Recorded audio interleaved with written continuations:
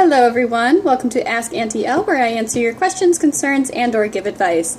Last week I did not do a video, just the week got away from me, and I sent out an apology on Facebook. I wanted some more time to do research and, kind of get a better understanding of the topic I'm going to rediscuss.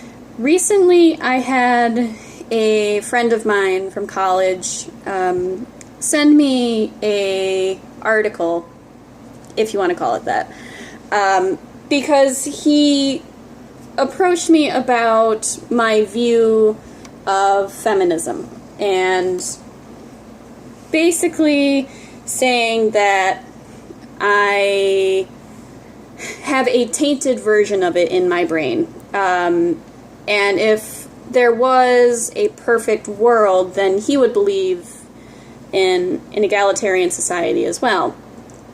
Now, first of all, I say article kind of in quotes because it essentially was a Tumblr article. I don't even know the proper term for it. Tumblr posting. And it was anonymous. And essentially the gist of the article, I'll put the link below, was this woman was going through all of the negative, I'm assuming it's a woman, was going through all of the negative experiences that she had with men pretty much from the time first grade onward. And I will say that it did spark some, reflections of, negative experiences that I've had with men as well. However, the amount of detail that she went in with the article, I think she could have at least done 2 or 3 of those examples instead of making it a whole long thing. And it took her forever to get to the point of the article. And the posting itself, to me, yes, it did spark some, reflection on my part. However, there were no statistics. It was all it was an opinion piece, essentially, and which I don't mind. That's essentially what this video is an opinion piece. However, it's the same stuff that we've heard over and over and over again, and it was a one-sided argument. There were no other, arguments besides the one narrow argument of women are perpetually the victim, which I understand. Do I feel that the language towards women needs to change? Yes. Do I feel that men need to appreciate women? Of course. Do I think that women need to have a larger part in politics and, businesses and everything? Yeah, of course. However, recently I was talking with someone that was telling me about an article, 2 articles actually. There was a game that came out recently that a woman was drawn in a very sexual format, the same ideals that we see on a day-to-day basis. And, they were saying it's like, oh, it's just objectifying women, and, the game industry hasn't improved at all. And by the same author, another article later, I think it was for the same game, there was a man that was very robust and shirtless, and, she essentially said, oh, look how, sexy he is and stuff. So, that kind of hypocritical thinking, and thinking that a man being objectified is ludicrous, to me is frickin' ludicrous, because it's essentially saying that, oh, men are lesser than women, and they should be treated as objects as well. No, that is not the case. And to me, feminism, I looked it up, the definition of feminism is to create a equal standing for women to men. Equality is in the definition of feminism. So when you say that a man being robust and, you know, essentially objectified is a power fantasy, I don't agree with that. What's to say that a woman wants to dress a little more scantily clad and, you know, have her features more, you know, pronounced? What's to say that isn't a power stance in itself? You know, what essentially is happening is the feminist movement is becoming the oppressors of men. They are essentially saying that men are not equal to women. And that is not okay. That is where my argument is, that where I feel I'm egalitarian or an equalist, that we need to stand on the same ground. Do I feel that women deserve to have the same amount of work paid, you know, the same pay rate that men have for the same amount of work? Of course, because I believe in that equality. However, when I feel that society is creating this turntable of, you know, men are lesser than women now, that's just repeating the cycle. And it's making it seem that women are better than men. And that is not the case. That is not the case at all. And that is my problem with feminism, is it has become such a... It's essentially become what the oppression of women was in the first place, but it's now turned the tables and doing it on men. I was learning about this article that it was the horseshoe theory, and it was talking about Republicans and Democrats. Now, I use this as an example just because it's two strong opinions, you know, that are being compared to one another. When you have two sides of an argument that are so repelling of each other, but the way they approach the argument is essentially creating a horseshoe. And they are such parallels of each other that it's like looking in the mirror. That's essentially what I'm seeing with this whole, you know, feminism becoming a... I don't want to say it's becoming a negative stance, but it kind of is. You know, I know I mentioned this book in my last video, but I really feel like it applies to this situation. So, for example, I found a quote here from Pablo Freire in Pedagogy of the Oppressed that I feel has kind of defined what the feminist movement has become. I'll just read it to you. It is necessary to trust in the oppressed and in their ability to reason.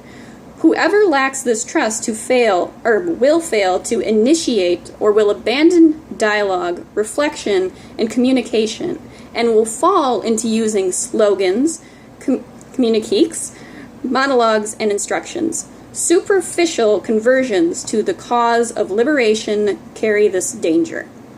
So essentially what, to me, the feminist movement has become is focusing on buzzwords and, you know, essentially saying, man is the devil, you know, that's not what it's about. It's about educating men, not becoming an aggressive force to make them think that they are lesser than women, which is essentially what has become of the feminist movement. It's almost become a caricature of itself. The original goal of the feminist movement was to give women land rights, you know, be able to own businesses without the permission of their husband, to be able to vote, you know, to be able to have their voice be heard. But now it's become this perpetual wheel of how can I be offended this week, you know, and that is just not okay. It's not okay to think that a man is lesser than a woman. And I understand that there still needs to be the dialogue that women are equal to men. And that's what the feminist movement is truly about, is equality to men, not making them feel lesser than women. So another quote that I found from Paulo Freire that I think is really pretty much what shaped my opinion of what the feminist movement has become is But almost always, during the initial stage of the struggle, the oppressed, instead of striving for liberation, tend themselves to become the oppressors or sub-oppressors. The very structure of their thought has been conditioned by the contradictions of the concrete existential situation by which they were shaped. So, in a sense,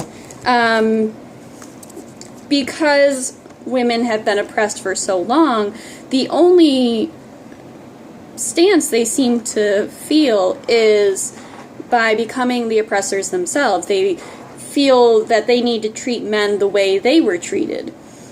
No, that's not the goal. The goal is to become more equal, to be on the same level as men, not making them feel inferior. And that is what honestly pisses me off so much, is the fact that women feel they need to be greater than men. And I understand that the statistics for women getting raped and sexually assaulted is much higher than men. However, if you really feel that it is an issue, it should be a human rights issue, not just a female issue. And the same thing with custody of kids, like I mentioned in my last video, was that it's a human rights issue. It's not just a women's issue. It's not just a men's issue. It is a human issue. And it's the same thing with domestic violence shelters or, domestic abuse shelters. Men get abused too. I mean, not at the same rate as women do, but it's still there.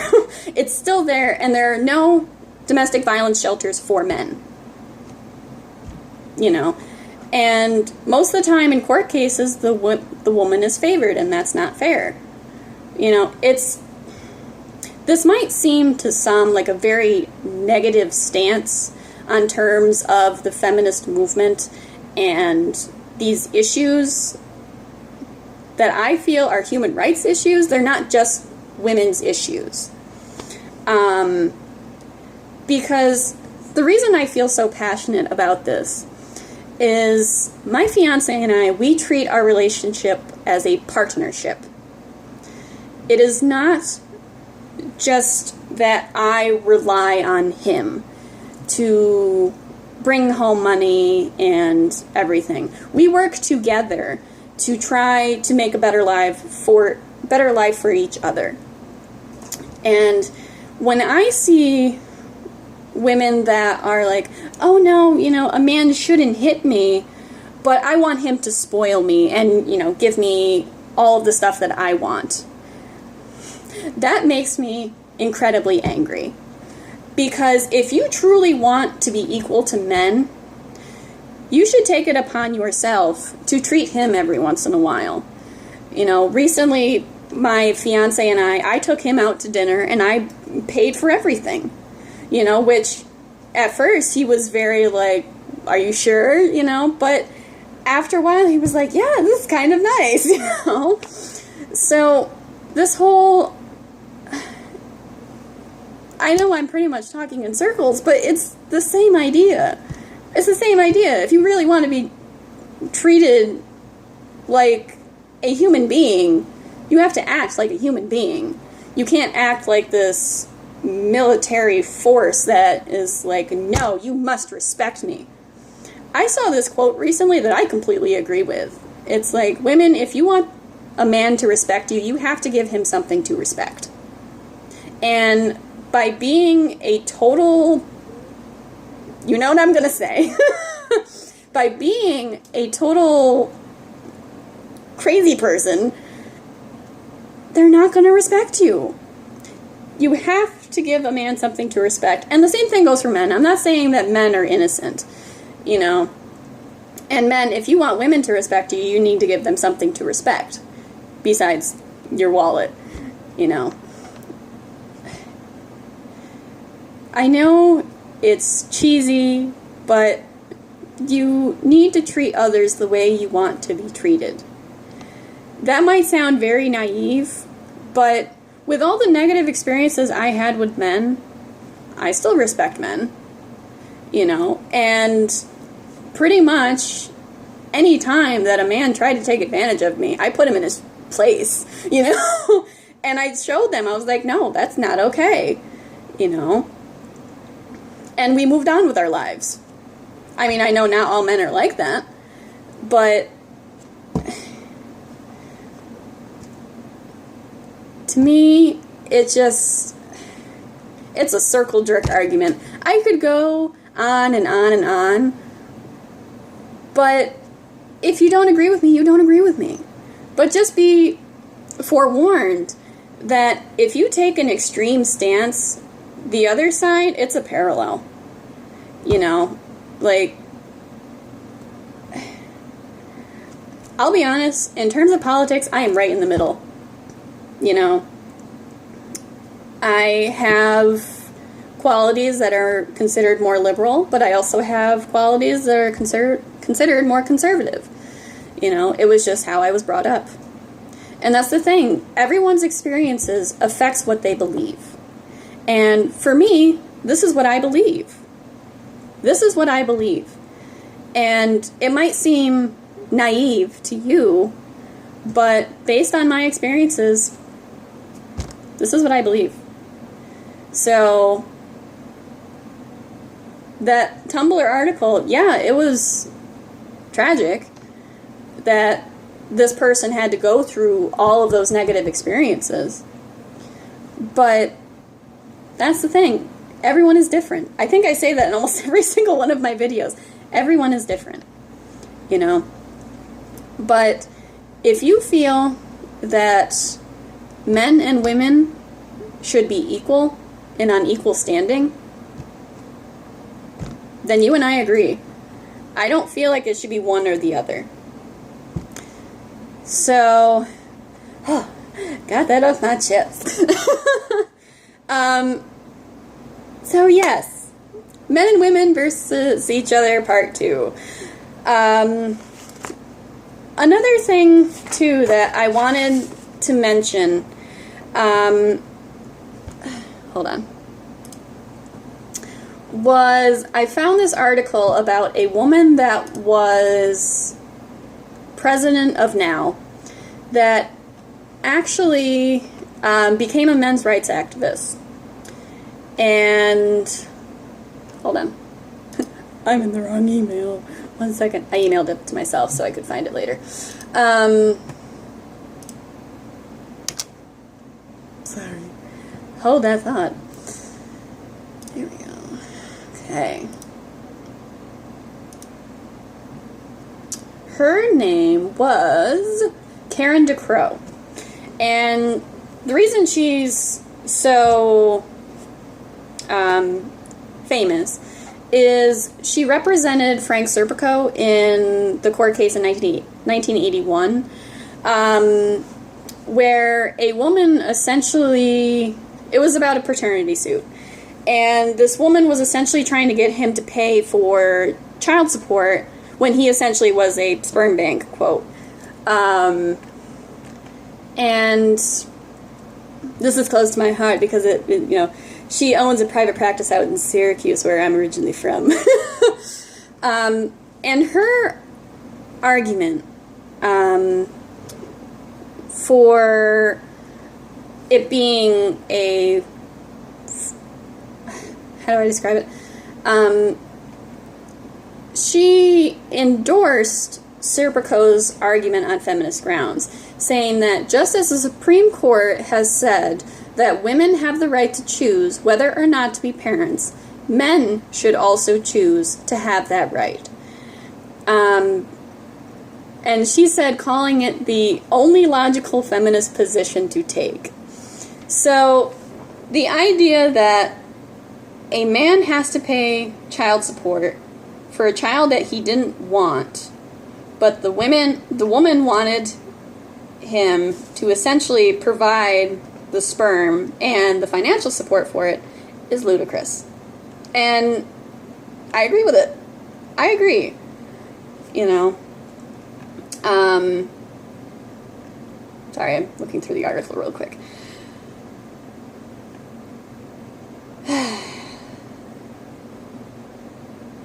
Oh, here's an idea. According to DeCrow, it was a human issue, not a gendered one. Alright, so I'm done. This whole thing, like I said, I could talk in circles about it, but honestly, you know, you're going to think what you think, and you're going to believe what you're going to believe. If you feel that the feminist movement is perfect the way it is, go for it. If you feel that there are some things that I don't quite agree with, then go for it. And if you're just kind of sitting back and eating popcorn and, you know, going, I wonder how this is going to pan out, that's okay. Now, I know I'm kind of being an armchair politician, I guess is the best way to put it, but to me, it should not be about men versus women. It should be for a fuller humanity, like Pablo Freire said. So, equal ground? I like to think so. Alright, so that is it, I promise. That is it for my video this week.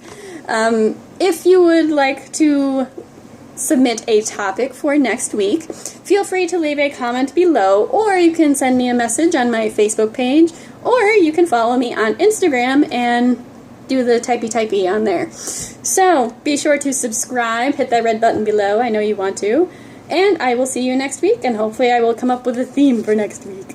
Alright, I will talk to you guys soon. Alright, bye-bye.